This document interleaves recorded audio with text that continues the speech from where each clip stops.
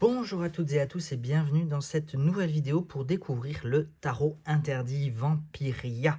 Le tarot interdit est adapté de la série de romans pour jeunes adultes. Je pense qu'on peut dire que c'est, puisque c'est édité chez la collection R de Robert Laffont, si je ne me trompe pas. Euh, une saga écrite, la saga, oui, écrite, c'est mieux, par Victor Dixen. Et le tarot est donc une construction de Victor Dixen et Emmanuel Iger avec Nicolas Jamonot aux illustrations éditées par 404 Éditions qui fait partie du groupe Edi 8. Voilà, et la collection R, je vous disais, c'est bien Robert Laffont Édition. Ce tarot, je suis très content de vous le présenter parce que il me faisait de l'œil depuis un petit moment. Et du coup, je voulais pas l'acheter à titre personnel. Je voulais pas l'acheter tant que je n'avais pas lu la série Vampiria. Puisque tant qu'à faire, sachant que le tarot est issu de la saga, je me suis dit autant lire d'abord la saga. J'ai fini par trouver le tome 1 en librairie en début d'année, donc je me suis dit, bah allez, hop, c'est l'occasion, je m'achète le tome 1 de Vampiria, que j'ai dévoré en quelques jours, avant de courir m'acheter le tome 2 et le tome 3, et donc je me suis lu les 3 tomes au cours du mois de janvier.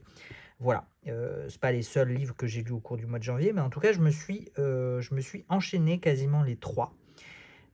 C'est une très chouette saga si vous la connaissez pas. Il faut aimer évidemment le style fantastique, le style uchronique, le style jeune adulte quand même. Mais c'est une saga que j'ai trouvée vraiment très très bien construite dans un univers qui du coup paraît cohérent. Il y a vraiment je trouve déjà l'idée hyper originale. Donc pour vous, je vais vous planter quand même le speech 2 minutes, hein, on va prendre le temps sur cette vidéo, hein, donc voilà, je ne vais pas me presser, je veux vraiment rendre hommage à ce tarot et à ce travail collectif, parce que ça en vaut la peine. Donc Vampiria part du principe que euh, au crépuscule de ses jours, le roi Louis XIV, notre roi soleil à nous, français de souche, non, je sais pas pourquoi je dis cette expression horrible et absolument stupide.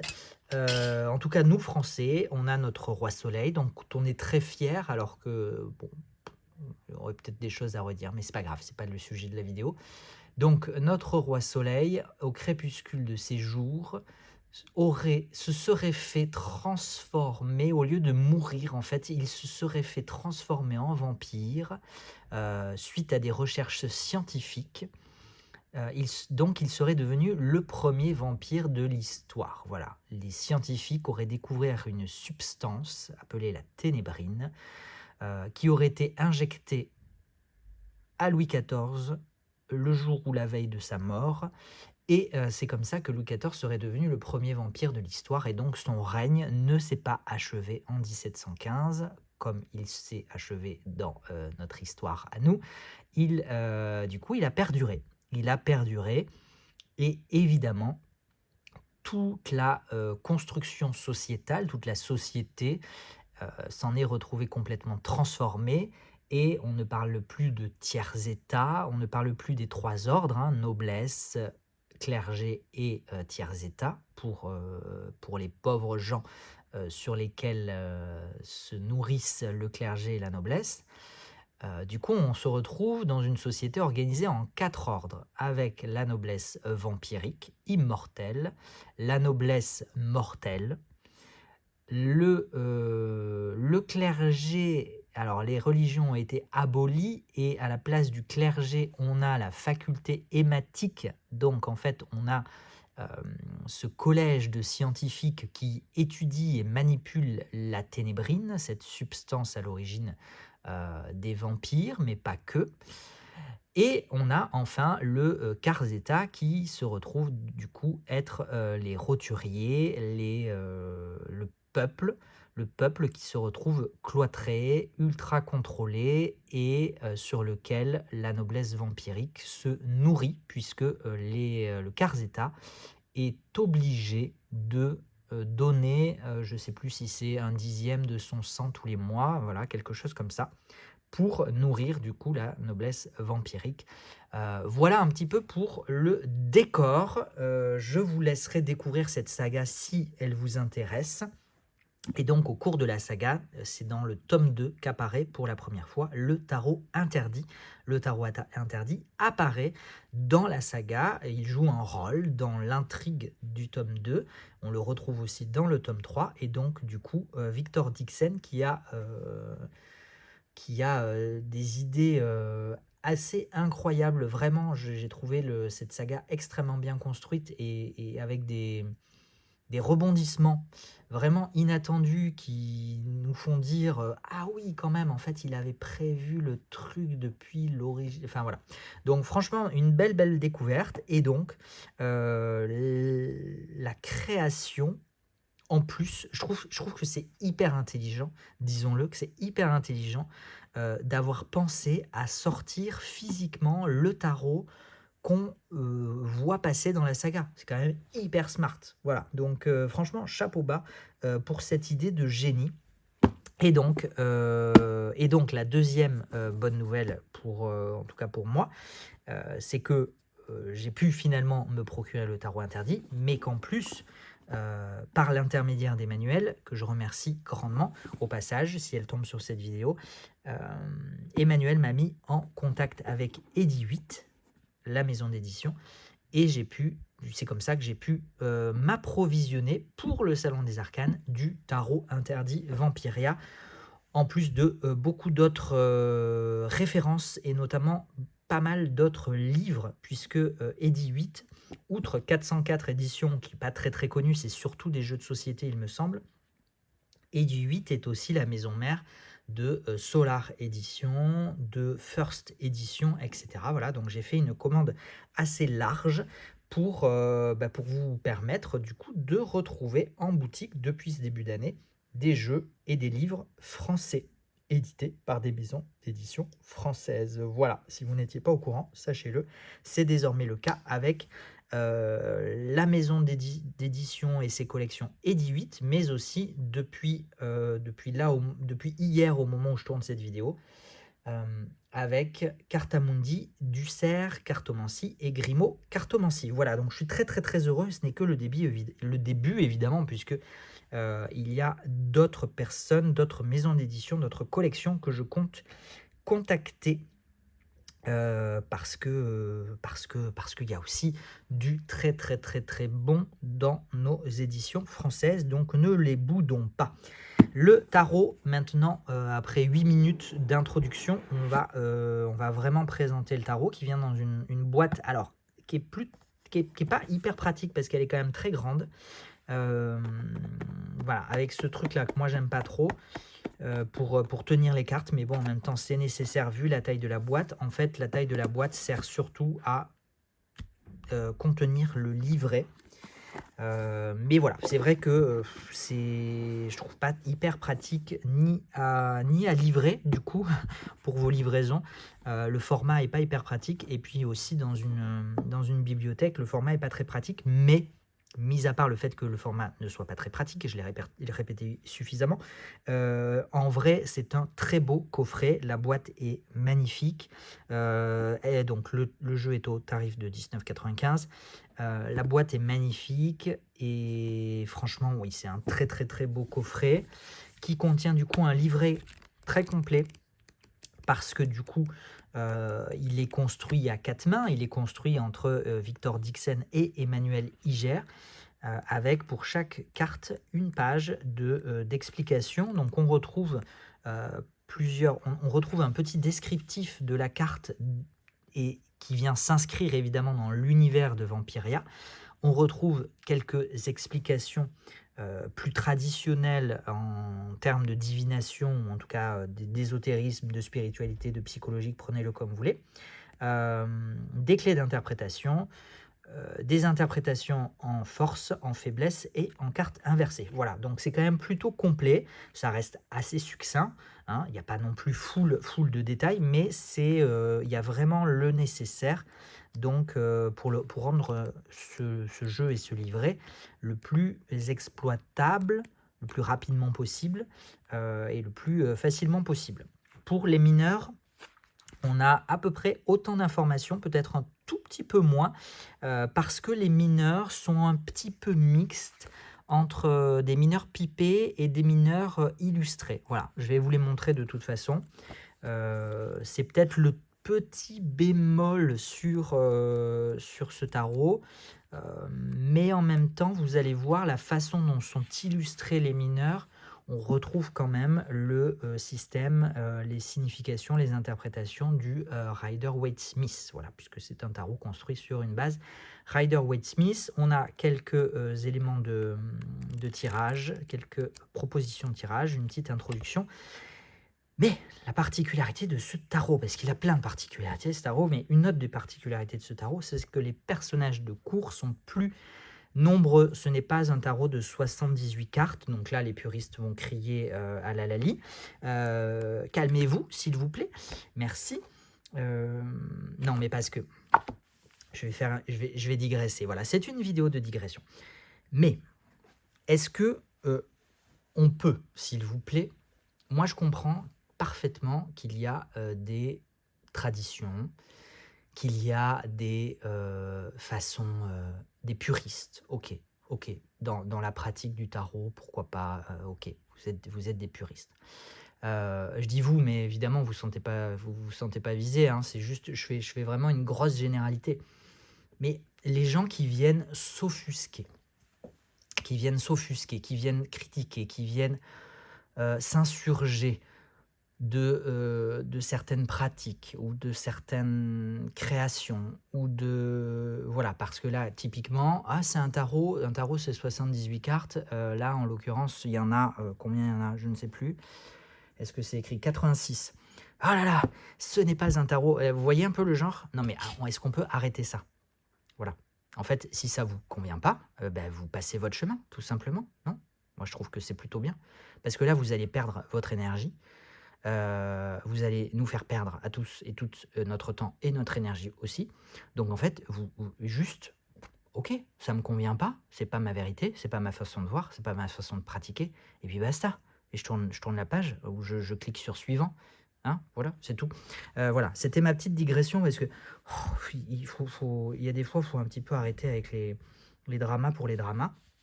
Donc je reprends ma vidéo. Donc on a 86 cartes et non pas 78, parce que les pages et les cavaliers ont été subdivisés en deux, de façon à rendre le jeu le plus, comment on dit, le plus mixte possible. Voilà, c'est le terme que je cherchais. Et donc en fait, pour chaque suite, vous avez éclaireuse, éclaireur, cavalière, cavalier, et ensuite l'équivalent de la reine qui se retrouve être la commandante, et l'équivalent du roi qui se retrouve être le commandant. Voilà, donc du coup on a au lieu d'avoir 4 personnages de cour, on en a 6, et on a une représentation paritaire. Au-delà de mixte, c'est paritaire le terme que je voulais. Le jeu arrive avec un petit pochon, voilà. Bon, oui, pourquoi pas. Non, en plus, pas du tout. Pas du tout. Alors, retirez ce que j'ai dit, c'est juste moi qui ai piqué le pochon du Marseille Waite de Emmanuel Iger. Et j'ai mis ce jeu dans le pochon du Marseille Waite. Donc, hop, le pochon a disparu. N'en tenez pas compte, s'il vous plaît. Au niveau du cardstock, alors, je vous présente déjà le dos de carte qui est réversible, voilà. Les tranches sont neutres.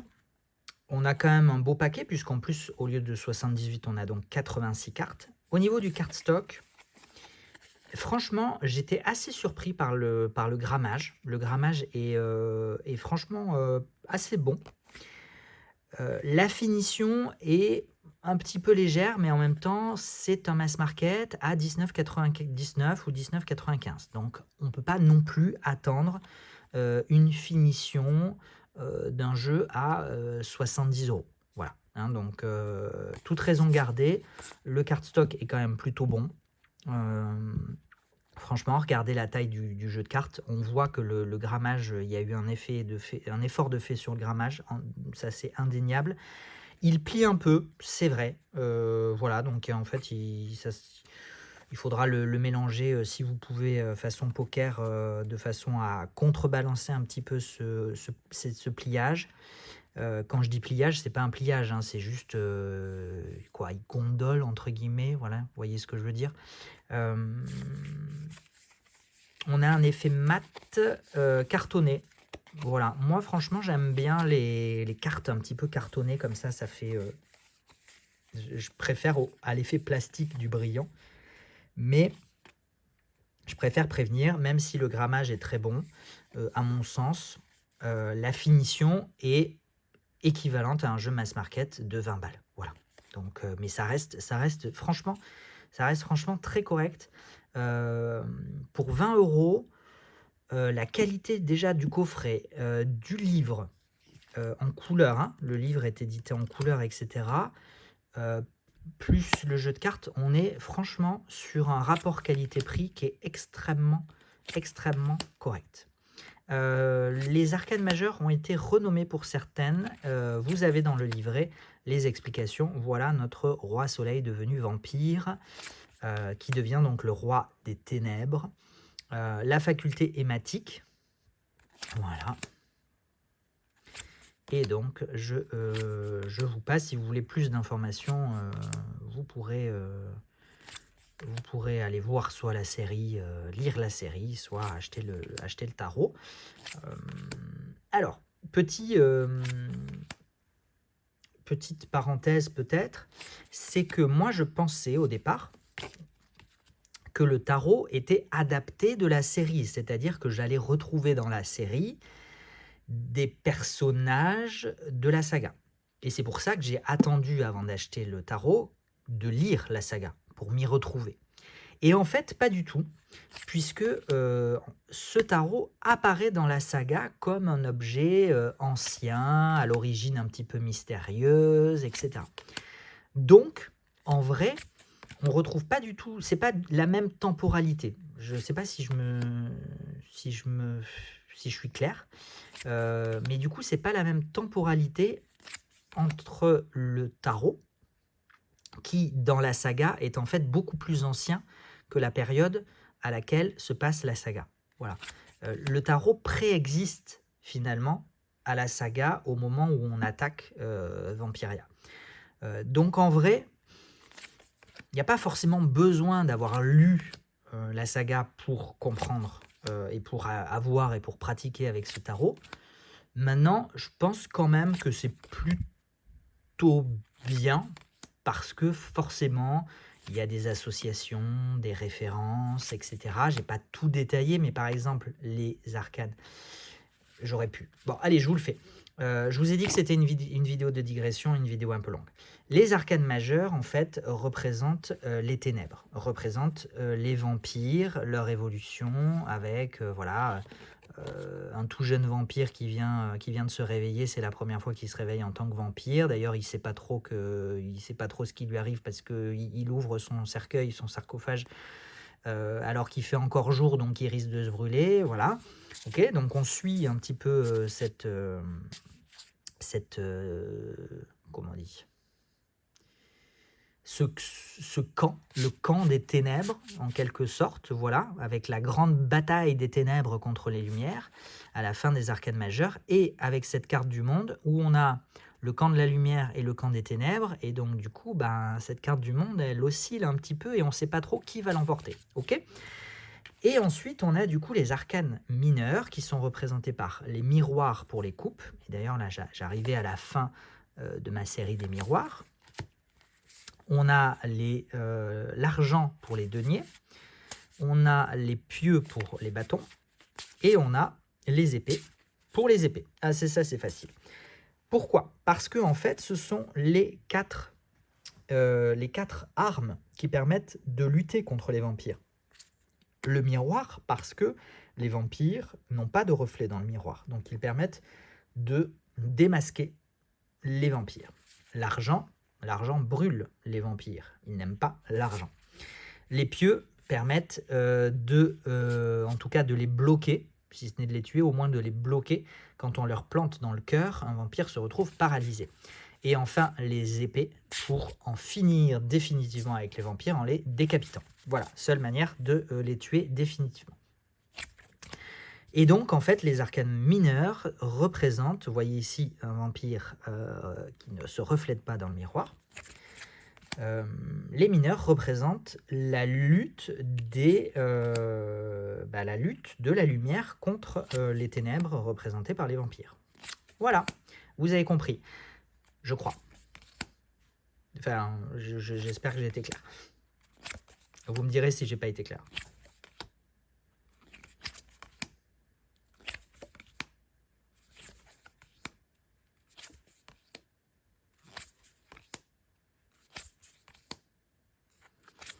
Et donc, pour les mineurs, ce que je vous disais, éclaireuse, éclaireur, cavalière, cavalier, commandante et commandant.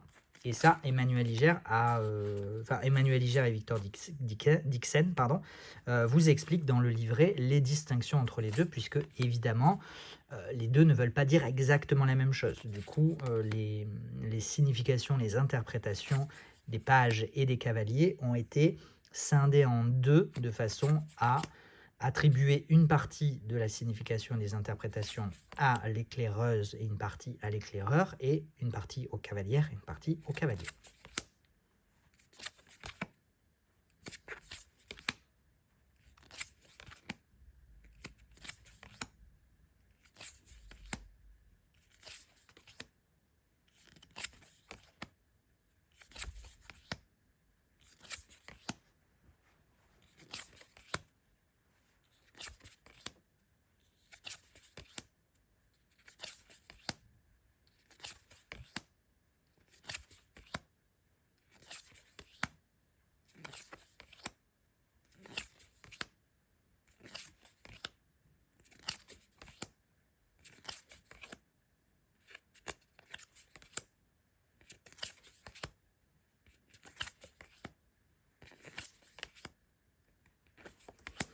Et voilà pour ce tarot interdit Vampiria. Écoutez, dernière petite chose, puisque je repense au tarot interdit. Pourquoi le tarot interdit? Évidemment parce qu'il a été interdit dans la série Vampiria. Et en introduction, en fait, vous avez un petit peu l'historique fictif de ce tarot, raconté par un personnage qu'on retrouve dans la série Vampiria, dans le tome 2, quand apparaît le tarot dans l'intrigue. Voilà, écoutez, je crois que j'en ai terminé. Si jamais j'ai oublié des éléments, mais bon, au bout de 23 minutes, je ne pense pas avoir oublié quoi que ce soit. Je ne veux pas non plus tout vous spoiler, mais vous aurez compris que je vous incite quand même à aller découvrir la saga Vampiria si jamais ce type d'univers peut vous intéresser.